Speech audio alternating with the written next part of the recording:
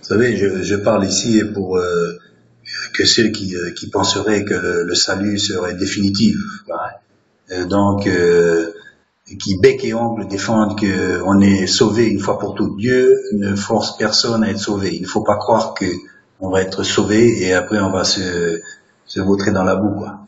Il faut travailler à notre salut. Le salut, oui, mais il faut travailler à votre salut. L'apôtre Paul nous dit aussi que je n'ai pas encore remporté le prix, mais je cours, oubliant ce qui est derrière. Il le dit lui-même, il n'a pas encore remporté le prix. Donc, le salut, ça se gagne. 1 Jean 2,28, demeurez en lui. Demeurer. Ça veut dire qu'on peut ne pas demeurer. Vous savez, la Bible est logique. C'est un esprit logique. Il y a beaucoup de choses qui se jugent spirituellement. Mais il faut dire aussi qu'un mot veut dire un mot. Un, ça veut dire un. Deux, ça veut dire deux. Et demeurer, ça veut dire rester.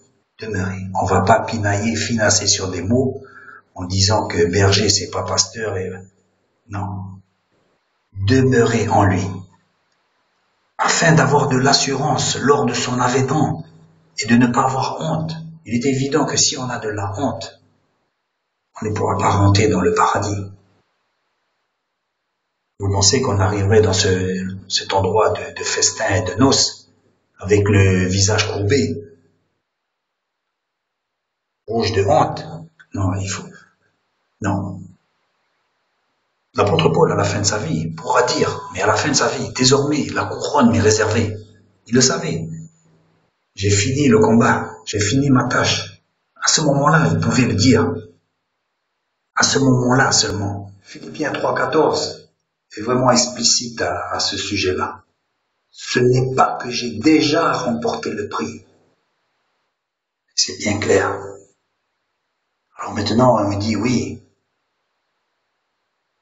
crois au Seigneur Jésus et tu seras sauvé. Bien sûr, tout à fait. Mais ensuite, il nous dit quoi? Une fois que vous êtes sauvés, demeurez. Il faut demeurer. Ce n'est pas que j'ai déjà remporté le prix, on est sauvé.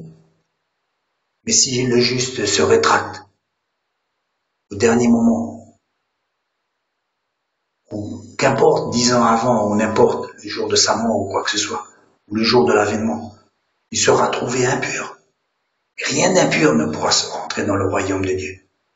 C'est la logique même. 30, 40 ans de vie chrétienne n'est pas suffisant. 50 ans, 60 ans de vie chrétienne, assidu sur les bancs de l'église, n'est pas suffisant non plus. Car beaucoup de ces gens-là pourront être trouvés iniques. Seigneur, n'avons-nous pas fait ceci, cela? Je ne vous connais pas. Mais quoi qu'il en soit, je veux en venir au sujet de cette vidéo. Ce n'est pas 30 ou 40 ans ou 70 ans de vie chrétienne, qu'importe. Ce qui compte, c'est jusqu'à la fin.